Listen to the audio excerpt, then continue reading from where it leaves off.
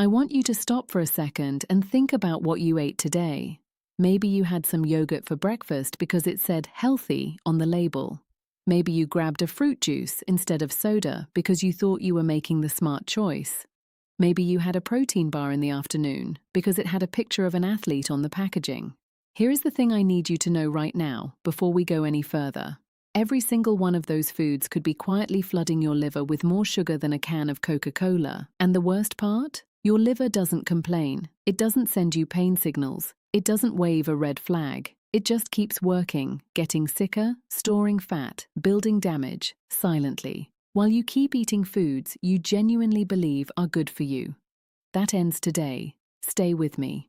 Hey everyone, welcome back to the channel. If you are here for the first time, this is the place where we take the most important health topics and break them down in a way that actually makes sense. No confusing science jargon, no fear-mongering, just real information you can use to make better decisions starting today. Now, before we get into the list, I need to give you about 60 seconds of context because it's going to make everything that follows land so much harder. Your liver is doing something right now that most people have no idea about. Every single gram of fructose you eat, the specific type of sugar found in sweeteners, fruit juice, and hundreds of processed foods, is routed almost entirely to your liver for processing. Unlike glucose, which gets distributed across your entire body for energy, fructose has one destination: the liver. And when your liver gets more fructose than it can handle efficiently, it converts the excess into fat. That fat accumulates inside the liver itself. Over time, this leads to a condition called non-alcoholic fatty liver disease, which now affects roughly 1 in 4 adults globally. 1 in 4. And it is almost entirely driven by what people eat every day, including foods that are marketed to us as healthy. So today, I'm going to walk you through 10 specific foods that are doing this to your liver right now, explain exactly why each one is so problematic, and tell you what to do about it. Let's go. Number 1. Flavored yogurt. Let's start with the one that genuinely shocks most people because yogurt has such a powerful health reputation. Walk into any grocery store and you will see yogurts marketed with words like probiotic, low-fat, natural, and wholesome. And plain, unsweetened yogurt actually deserves that reputation. The problem is that the vast majority of yogurts sold are not plain. They are flavored. Strawberry, vanilla, peach, blueberry. These flavored varieties are loaded with added sugar, typically between 15 and 25 grams per small container. That is the sugar equivalent of eating several teaspoons of the stuff straight. When that sugar, particularly the high fructose corn syrup or the concentrated fruit sweeteners used in many of these products, hits your liver, it triggers exactly the fat conversion process we just talked about. And because yogurt is perceived as a health food, most people eat it without any of the awareness they'd have eating a cookie. You don't think of it as a sugar delivery system, but that's what it has become in most of its commercial forms. The fix is simple. Read the label, choose plain Greek yogurt, and add your own fresh fruit if you want sweetness. The difference in sugar content is dramatic. Number 2. Fruit juice. This is the one that makes people the most defensive, and I completely understand why. Fruit juice feels natural. It comes from fruit. Fruit is healthy. Therefore, fruit juice must be healthy. The logic is intuitive, and it is almost entirely wrong. When you eat a whole piece of fruit, the fiber inside slows down how quickly the sugar enters your bloodstream. It regulates absorption, limits how much fructose hits your liver at once, and gives your body a chance to process it sensibly. When you juice that fruit, you remove all the fiber and keep all the sugar. A standard glass of orange juice contains roughly 21 to 26 grams of sugar with almost zero fiber. That sugar rushes into your bloodstream and onward to your liver with nothing to slow it down. What makes this worse is portion size. If you sat down and ate 5 oranges, you would feel full after 2 and naturally stop. When that same amount of fruit becomes juice, it fits in a single glass and you drink it in 90 seconds. Your liver has no idea that what just arrived was supposed to be a controlled, fiber-buffered delivery. It just sees a flood of fructose all at once and does what it always does, converts the excess to fat. Swap the juice for the whole fruit and you change the entire equation. Number 3. Sports drinks. Sports drinks were designed for a very specific purpose: to rehydrate elite athletes who have been sweating intensely for hours during extreme physical exertion. For that context, the electrolytes and quick energy sugars they contain actually serve a function. The problem is that they are now marketed to and consumed by people who are doing things like walking on a treadmill for 30 minutes or sitting at a desk all day. A standard 32-ounce sports drink, which is what most people buy because that's the size sold in most convenience stores, contains somewhere between 36 and 56 grams of sugar. For context, that is more sugar than most candy bars. And for someone who is not actually engaged in prolonged intense exercise, none of that sugar is being burned for fuel. It is going to the liver. It is being converted to fat. And it is being consumed by people who specifically chose this drink because they thought they were making a healthier choice than soda. If you are thirsty and exercising moderately, water does everything you need. Number 4. Store-bought salad dressings. This is the sneakiest one on the list because it hides behind the healthiest possible food. You make a salad, you are being responsible, you are eating your vegetables, and then you pour 4 tablespoons of store-bought dressing over everything and quietly add 10 to 15 grams of sugar to what you thought was a clean meal. Some commercially popular dressings, particularly honey mustard, raspberry vinaigrette, and any variety described as light or fat-free, are essentially sugar syrups with flavoring. Fat-free dressings are particularly worth examining because they represent one of the great nutrition deceptions of the past few decades. When food manufacturers remove fat from a product, it tastes terrible, so they replace it with sugar to restore palatability. The result is a product with less fat but dramatically more sugar, which many people consume thinking they are being virtuous. And because it goes on a salad, it doesn't register as a sugar source. Make your own dressing with olive oil, lemon juice, and herbs, and you eliminate this problem entirely. It takes about 2 minutes and tastes significantly better. Number 5. Granola and granola bars. Granola has spent decades basking in a wellness halo that it does not entirely deserve. Yes, it contains oats, nuts, and sometimes seeds, all genuinely nutritious things. But commercially produced granola is almost always bound together with a significant amount of sweetener: honey, brown rice syrup, cane sugar, agave, or some combination of these. A single cup of many popular granolas contains between 12 and 28 grams of sugar. Most granola bars are even more concentrated, delivering 15 to 30 grams of sugar in a small, dense, 2-bite package. The particularly frustrating thing about granola bars is that they occupy the snack space that should be occupied by genuinely satisfying, nutritious food. People eat them between meals to stay energized and to avoid reaching for something worse.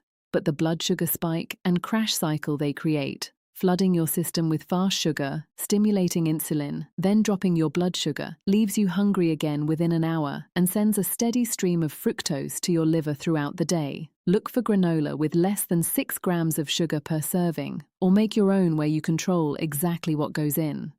Number 6. Flavored coffee drinks.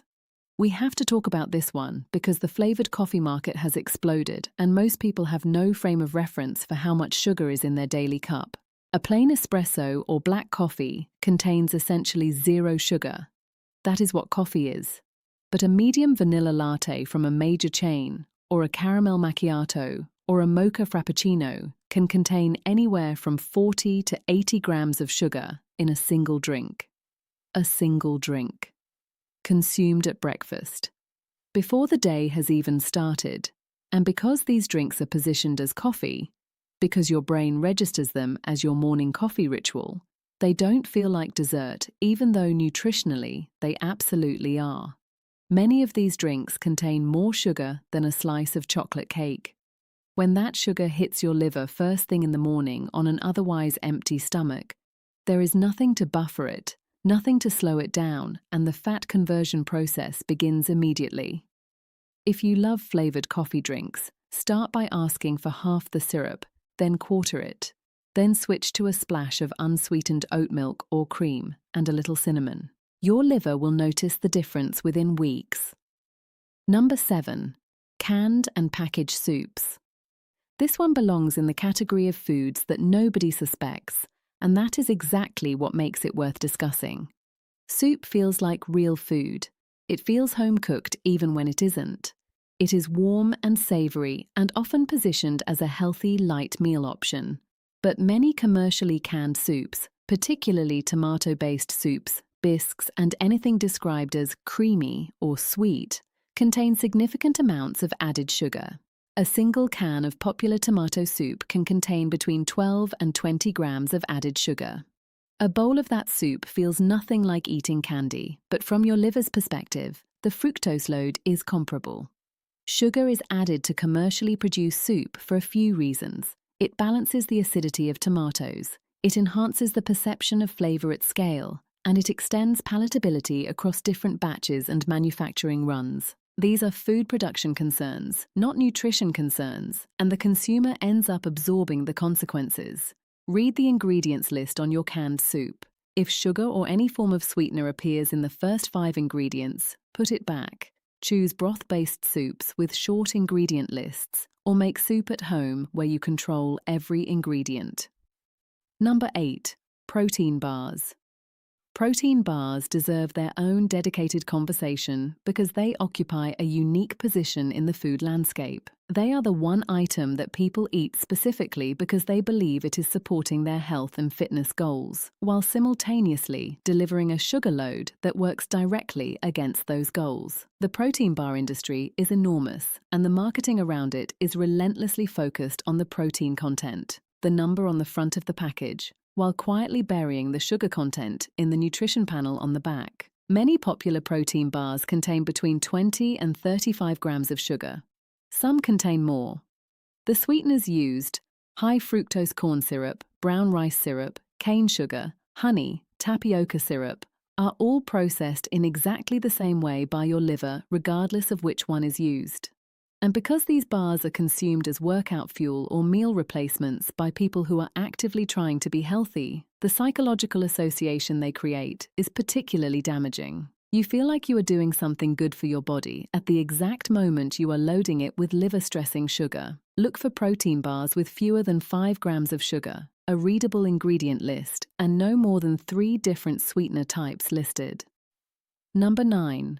Breakfast cereals. This might be the least surprising entry on the list for people who have already started paying attention to food labels, but it belongs here because cereal remains one of the most widely consumed breakfast foods globally, and the gap between how it is perceived and what it actually contains is still enormous for most people. We grew up eating cereal. It is familiar and fast, and the boxes show children playing sports and active families, and the word whole grain is printed prominently on the front.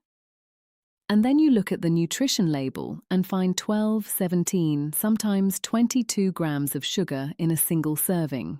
A serving that, if you are being honest, is about half of what you actually pour into the bowl. The breakfast cereal industry figured out decades ago that sweetness sells, particularly to children, and that parents could be reassured by putting health-adjacent language on packaging alongside the cartoon characters and prizes. What ends up in your body first thing in the morning, before anything else, is a high-sugar, low-fiber delivery that spikes your blood sugar, triggers an insulin response, and sends excess fructose directly to your liver to start the fat conversion cycle before 8 a.m. If you want cereal, choose options with more than 5 grams of fiber per serving and less than 6 grams of sugar. Add your own protein, an egg, some Greek yogurt on the side, to blunt the glucose response. Number 10. Bottled smoothies and wellness drinks. We end with the most modern entry on this list, and the one that carries perhaps the most misleading marketing of anything we have covered today. Bottled smoothies and wellness drinks, the cold-pressed juices, the green blends, the superfood drinks sold in health food stores and upscale grocery chains, are positioned at the absolute pinnacle of healthy eating. They cost significantly more than regular drinks. They come in aesthetically minimalist packaging. The language on the label involves words like detox, cleanse, nourish, and restore. They are sold in the produce section alongside actual vegetables. A single 14-ounce bottle of a popular cold-pressed fruit smoothie can contain 38 to 52 grams of sugar. Most of that is fructose from the concentrated fruit used, and because the fiber has been broken down in the blending and pressing process, that sugar is absorbed rapidly. You are paying a premium price for a product that is doing to your liver exactly what a large soda would do, wrapped in the language of health and wellness. The word natural on a label means nothing in terms of how your liver processes the fructose inside. Natural sugar and refined sugar take the same metabolic pathway through the same organ and create the same fat storage outcome when consumed in excess. If you want a smoothie, make it at home. Use whole fruits in modest quantities. Add leafy greens, protein and healthy fat, and drink it slowly. What your liver actually needs from you. Now that we have gone through all 10, I want to spend a few minutes on what you can actually do, because none of this information is useful if it just leaves you feeling paralyzed or overwhelmed. The liver is a remarkably resilient organ. It is the only organ in your body that can regenerate itself. And the research consistently shows that meaningful improvements in liver health can begin within just a few weeks of reducing fructose load, even without any other dramatic lifestyle changes. The most impactful single change you can make is reading ingredient labels before you buy anything packaged. Not just the calorie count or the protein number on the front, the actual ingredient list on the back. If any form of sugar appears in the first 3 ingredients, that food is primarily a sugar delivery vehicle, regardless of what the front of the package claims. The list of sugar aliases is long: high fructose corn syrup, cane sugar, brown rice syrup, agave nectar, coconut sugar, maltodextrin, dextrose, sucrose, fruit juice concentrate. They are all sugar. They all go to your liver. The second change is replacing sweetened drinks with water as your primary beverage. Not forever, not as a punishment, just as a baseline default. Sweetened drinks are the single highest volume source of liver-damaging fructose in most people's diets, and they deliver it in a form that bypasses every satiety signal your body has. You do not feel full from liquid calories the way you do from solid food. The sugar arrives, and there is nothing slowing it down. Switching your default drink to water and reserving sweetened drinks for genuine occasions, rather than daily habit, is one of the highest leverage changes you can make for your liver health. The third change is eating more foods that actively support liver function. Cruciferous vegetables, broccoli, Brussels sprouts, cauliflower, cabbage, contain compounds that support liver detoxification pathways. Coffee, in its plain, unsweetened form, has been shown in multiple studies to reduce the progression of liver disease. Fatty fish and walnuts provide omega-3 fatty acids that reduce liver inflammation. Garlic activates enzymes that help the liver process and eliminate waste. These are not miracle cures. They are consistent, evidence-based dietary patterns that give your liver what it needs to do its job. And finally, please talk to your doctor about getting your liver enzymes checked if you have been eating patterns similar to what we have described today for years. A simple blood test can tell you where your liver function stands right now. Most people with non-alcoholic fatty liver disease have no symptoms whatsoever until the disease has progressed significantly. Catching it early, while the liver can still reverse the damage, changes the outcome completely. All right, we covered a lot of ground today. And I want to acknowledge that some of what we talked about might have genuinely surprised you. That was the point. Not to scare you, but to give you information that the labels on these products are specifically designed not to give you. Here is what I want you to do right now before you close this video.